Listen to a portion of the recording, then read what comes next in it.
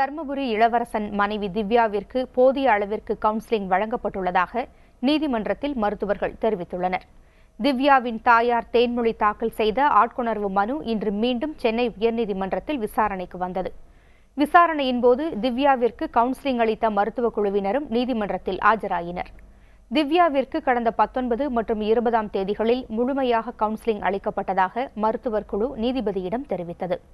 இளவரசன் குடும்பத்திற்கும் கவுன்சிலிங் அளிக்க தயாராக இருப்பதாக மருத்துவர்கள் தெரிவித்தனர். விசாரணையின்போது திவ்யாவின் தாயார் தமது மகள் தற்போது தம்மிடமே இருப்பதால் ஆட்கொணர்வு மனுவை திரும்ப பெற்றுக் கொள்வதாக தெரிவித்தார். இதையடுத்து வழக்கை முடிவுக்கு கொண்டு வருவதாக அறிவித்த நீதிபதிகள் தீர்ப்பை காலவரையறையின்றி தள்ளி வைத்தனர்.